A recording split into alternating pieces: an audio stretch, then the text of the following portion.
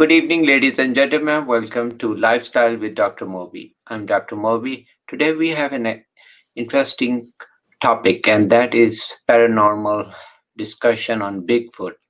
And it's one of most fascinating topic I had when I was growing up, and we still have. I still keep on watching these show whenever these come.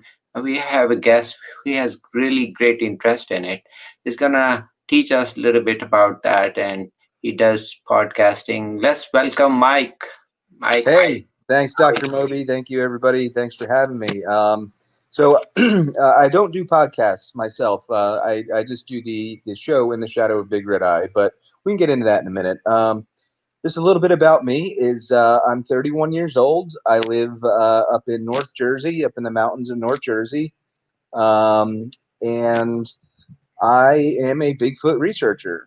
And I got into it when I was back in 2011. I was working as an EMT, and I paid a lot of money to go on this trip with this organization, and me and my ex fiance were going to go. It was going to be great, and then me and her and I broke up, and I moved, and I found my best friend now. And we went and we went up to North Florida and um, camped with a group of people, and nothing happened. But on like the last night, we stayed up kind of late because there was a meteor shower, and we mhm. lived in like the city of Tampa, so there was no you couldn't really see the night sky at all. So we stayed up just talking. I think it was like 3 or 4 in the morning, and we hear like tree knocks, which are supposedly what like a Bigfoot does to communicate with one another.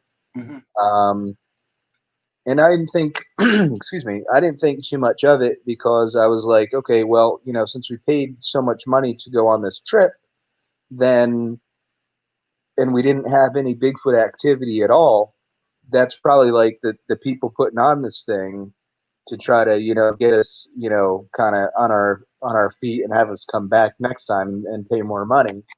However, then a tree knot came from a different direction, a long ways off, about a minute later, and I'm like, wow, these guys are pretty good. And then maybe 10 minutes, 15 minutes later, we started getting like fist-sized, maybe a little bit smaller, rocks thrown at us.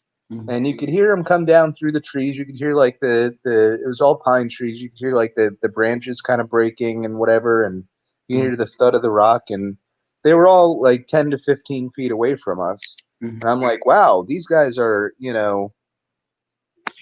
really, I got scared. This is now that let me tell you, this is the first time I've ever been camping before. So Mhm. I had no idea what I was doing. We're supposedly out looking for this Bigfoot, and now we have rocks getting thrown at us, and we're in the middle of nowhere.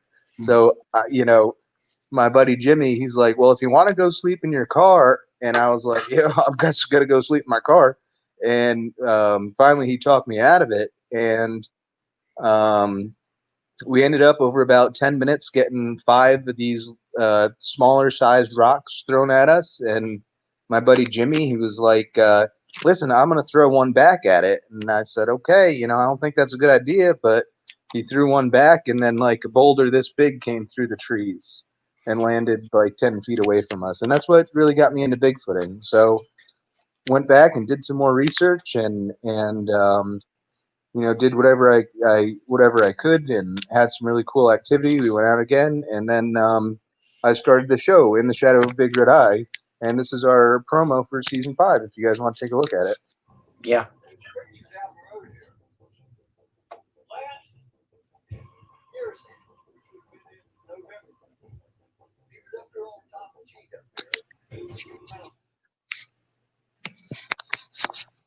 Oh, okay, showing.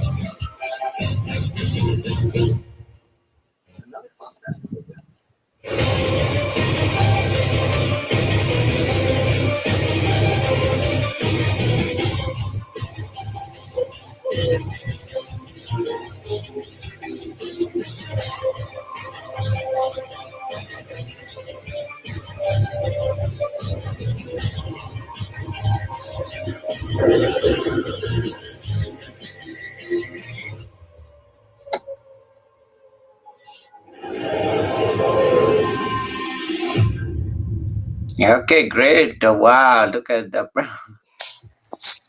So that looks so wonderful. So tell me who did that shooting and where did you make that all in your area or did you Uh, come? excuse me. Well, that was actually that intro was made by one of my friends. However, when it comes to editing and filming and the production, everything like that, I do everything myself. Hmm. Um, and those scenes were filmed everywhere from Florida to Maine, actually. So we Wow. go we go all up and down the East Coast. This year has been challenging to say the least because of the virus, but we're still managing to get out there. We have a couple more expeditions planned this year, and we try to what we do is go to these locations where Bigfoot have been seen or have been um, historically talked about, and we go in there and try to find witnesses, and we primitive camp. We camp, just pitch our tents in the middle of the woods and go out and see what we can find. And I'll tell you, we've throughout the years that I've been filming since 2015, Mhm. and we found some pretty interesting and cool stuff that can't be explained. Mhm. So it's kind of neat, and it makes you want to keep going. Yeah, yeah, that would be very interesting. So do you, when you film those, do you really stay in all this area or just do you spend few hours? Oh no, we go normally the expedition is 3 nights. Normally it's like a Thursday to a Sunday, Mhm. and we camp where some of the other shows, which it kind of brings me back to one of the reasons why I wanted to make this show is because a lot of the shows on Bigfoot that are on TV are quite made for ratings and not the actual investigations and expeditions that truly happen. So I wanted to make a show that was like, well, I want to show what an expedition is actually like, like instead of just doing it and like playing music over evidence and leaving every commercial break with like this big mystery that makes you want to come back. That's not real to me. What's real is hanging out with your friends by the campfire and driving to these locations and checking out like these little small towns that we've been to. Like that's what makes an expedition like true and real to me. Yeah, So that I would want be very real. So tell me, what is your favorite town or place when you go? I know yeah, you've been in DMV area too, so I love Virginia. I've been yeah, that's a really good question. When it comes to evidence, My favorite place would be Whitehall, New York, Hmm. and that's right on the border of Vermont and New York State. And that I really like that place because historically it has a lot of activity there. Two police officers on two separate occasions on the same night saw this Bigfoot, Hmm. reported the same exact thing, which is pretty interesting. And then our team has been up there, and um, we're pretty we're pretty experienced in the woods when it comes to um, being okay. We do night hikes without any lights on, maybe a red light, a red headlamp. Um, but we're very accustomed to the woods and being okay in the woods, and that was probably the only place that myself and my team literally ran out of because we were so scared because of all the activity that was happening. And so that's a real cool place for activity. My favorite overall place um, to go would probably be the Pine Barrens in New Jersey Hmm. because they're beautiful and I have a lot of friends down there. So whenever I go down there, we always have this big get together, and it's always like a almost like a family reunion except with Bigfoot people. It's really cool. Okay, so that's a really amazing story. You said two police officer had same kind of description of event. So Yeah, tell us a little bit about that. yeah. What? So, and it's a shame because we were actually supposed to be up there last weekend. Hmm. Um, but so yeah, on that night, I believe it was in 1974, if I'm not mistaken, Hmm. or something like that. There were these teenagers partying on this road called a Bear Road, Hmm. and they were there, partying, I guess, in this, off in this field, and they saw this creature and got scared as anything and drove off down to the police station and said, "Listen, you got to go check out this thing in this field. It's not a person. It looks like a person, but it's not a person." And it just so the cops went up there. Well, one police officer went up there, who I've actually had the privilege to speak to. He's very, very good gentleman, and he saw what would be described as a Bigfoot. And so he called in for backup. So the state police came in because it's a very small town, and a state police officer, when he came in, about I think it was like an hour and a half or 2 hours later, they both went back up there and saw the same creature walking. So I think that's in itself a really, really amazing, um, detailed encounter. There's much more to the story, but in a nutshell, I mean, that's when you have two police officers at different times seeing the same thing and the same description. That really shows you, like, wait a minute, this is something is probably legit to this. Okay. So what they describe, how tall was this Bigfoot? They believe it was about 6.5 feet tall. I think. The normal Bigfoot ranges from like 6.5 to 8 feet tall in Wow. Florida, and in the South they're a little bit smaller, which would make sense. Um, and in the Pacific Northwest, up in Oregon and Washington, Northern California, I've heard reports of up to 10 feet, but 10 feet seems like it's a little out of range for them for me, but it's possible, I suppose. So what you described so far, the descriptions are between from 6 to 8-ish feet, 9 feet, right? Maybe max, right? I would say, yeah, I'd say the average sighting height is about 7.5 feet tall. 7 and a half. And they usually describe with a lot of hair, or is that? Yeah, longer hair, um, covering the whole body except really like the facial region. Mhm, And the color can be anywhere from it's mostly reported as like a dark brown or a black. mhm, However, like down in South Jersey, in the Pine Barrens area, there's a like maroon color Bigfoot that's been reported multiple times. There's gray hair Bigfoot, which I think are probably similar to us, where they're kind of older.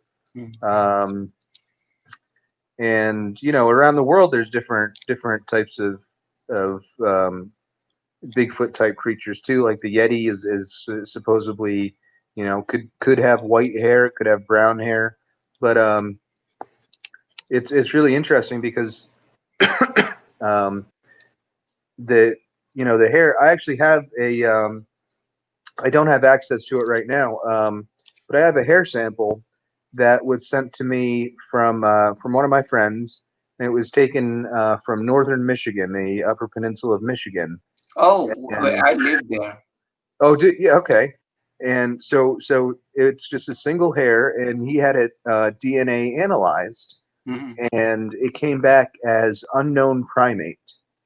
What? Wow. So you have that. So send me a picture of that hair because I will put that when we air this, we can add. Okay. Yeah, So, I think I have all the information. I'll have to dig for it, but I think I have all the DNA lab information as well for it. oh, that would be so cool because I lived in Upper Michigan 7 years. Okay. So I know all about Upper Michigan. Which part in Upper Michigan did they find you? I think it was the Huron State Forest. Does that Yeah, sound yeah, about right? yeah. So there, the whole area is very pretty with full of lakes and woods and pretty, very pretty. You can just spend whole life probably there going Yeah. through woods. So they said they could not identify it. Oh, wow. That's Yeah, I mean and that's when it comes to evidence, when it and stuff like that. Like I myself haven't found any hair, but we've found footprints, and we've recorded vocalizations, and everything that I can't rule out as being an animal or a person, I send off to get analyzed before I publicly send it anywhere. Mhm. And um, these people have come back, these experts in the field have come back and said, well, we don't think it's a Bigfoot because of this, or it has to be a Bigfoot because, like, this one vocalization we got from my backyard in High Point State Park in New Jersey. Um, he came back, and I sent it to a military linguist who's my kind of connection and does all my audio stuff, analysis for me. And he came back and he said, excuse me, Mhm. because of the pitch and the vocal range and this and this and this. He said there's no way that it's any known animal and it's outside of human range. So now we got what could that be? Okay, is that from the recording prior or is it a new recording? It's our own recording. We recorded it from three separate voice recorders actually, which made it more legit. Oh. Because three we actually triangulate our voice recorders so Hmm. that way you can actually and this is where you bring science into it.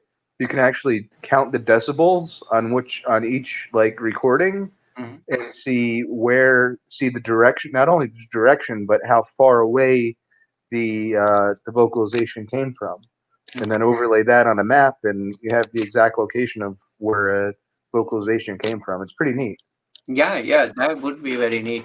So what you're saying is that makes sense. You said so far the work was done was more fictional, but in your case there is mix of reality for sure, or it's actually reality based, and you have put the for the movie so people can visualize how did you feel about it and so forth, right? Is that? Well, I think what it comes down to, and this is going to sound kind of selfish, but what it came down to is when I was in Florida and had that experience with those rocks getting thrown at us, something had to do that. And I made it my goal from that night to try to figure out what that thing is. Hmm. And that, has taken me, like I said, from Florida to Maine trying to figure this out. And along the way, we just decided to, record our expeditions because we wanted to show people like, hey, listen, Hmm. let's get out of the house, get off the. Every episode has like a subliminal message saying like, get outside, get into nature, get off the couch, do something different that you wouldn't see something that you wouldn't normally see at home. Hmm. And you know, on every expedition we do this, and not only do our expeditions kind of look for Bigfoot and try to get people outside, kind of like I said before, is like we go to these local towns and film in them and film these local businesses. And if people watch our episode and then decide to go to those areas, then hopefully they'll stop into those businesses. So it's like a win-win-win for everybody. Oh, yeah, makes sense. I mean, those small places, like you said, now with COVID, more Well, emphasis on these small areas. Pretty much people go doing more, hopefully more tourism, going locally and exploring Bigfoot or anything, small I, areas. I, I know in New Jersey, I was actually just looking at it. There is not one campsite in the state available until June of next year. Wow. So yeah, that's. I mean, maybe there's one here sporadically, like on a Tuesday night or something like that. But it's absolutely insane the amount of people that are getting into the woods, which I think is great. That's kind of the whole point of the show is to get people outside and into nature. Mhm. But when it comes to investigating Bigfoot, we we don't stay in campgrounds and stuff like that because the chances are if you're camping in the middle of 200 other campers, you're not going to get a Bigfoot to come in. So that's why we go out in the middle of nowhere. We routinely don't have cell phone service. That's like a common thing. There's no We don't even have GPS maps. We have to rely on like paper maps to get anywhere. And those are the places that nobody goes to. And that's where I think that you would have the best potential to find an animal that I think is intelligent and doesn't want to be found. Yeah, well, I mean, it has to be intelligent. If it wasn't intelligent, I'm sure people would have found so far and taken Sure, selfie with it, right? sure. So tell me, who is the best so far descriptor or a novel or anything description wise on Bigfoot? Where do you see yours if you want to read about it? Or I'm sure you probably search thousands of files. Yeah. Um, and man, that's a tough question.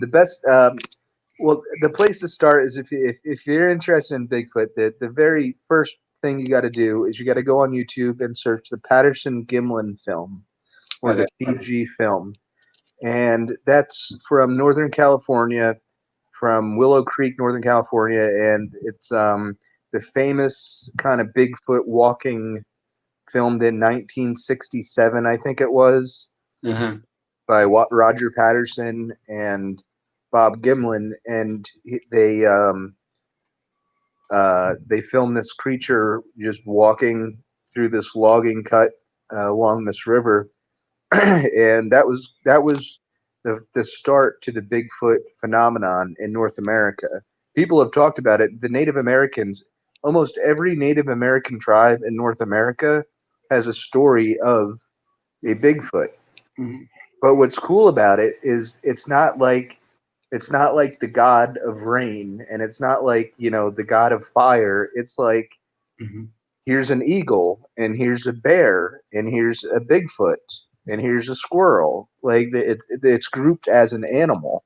So I think that's really super interesting. Yeah. And then you finally get the technology to record this animal, and people start going crazy about it. And this was in Northern California. Nobody really realized that there could be a whole bunch more of these. Mm. And it's funny. A lot of people when they when I talk to them, they're like, well, where is he? Or where is the Bigfoot? And I'm like, well, they're all over. They're like, what do you mean they're all over? I'm like, well, you have to have a breeding population Yeah. that Uh, to sustain a species. You can't just have one of them. yeah. So Yeah, I mean, if it was seen in 67 or before that, I'm sure, then you're right. There must be multiple of them, and now they are probably, so they my must. per- my personal belief is just with the locations and the amount of sightings. Um, I think there's probably 2,000 ish Bigfoots in North America. Mhm, I can almost confidently say that in New Jersey, there's two family groups, mhm. probably of 4 to 6. And I can kind of go into a little science on that if you'd like me to. Yeah, yeah, go ahead. Um, so when it comes to New Jersey, that's where I'm from. I do, all of my research is based out of here. So um, my main research area is Sussex County, where I'm from. However, I do like to, look at all kind of over the state. And what's really interesting to me is you take a part of the state, say up here in North Jersey, right? Every third year, the sightings increase by 70%. Mhm, So then you go a year and a half later, and you're down in South Jersey, the complete opposite side of the state. The sightings increase by 70%. And you can actually follow it counterclockwise across the state. And you could see a big circle that goes around the state of New Jersey of, these increases, this huge spike in sightings. mhm, So I think Bigfoot have the same diet that like bear do. I think it's very similar. So I think it's like 80% berries and 20% kind of like meat or garbage. mhm, Um, so what's really interesting to me is if you take take it a step further, if you take like a berry bush, right, and you strip it completely bare, mhm. it takes 3 years for it to grow back to have berries again. So that I think they're nomadic.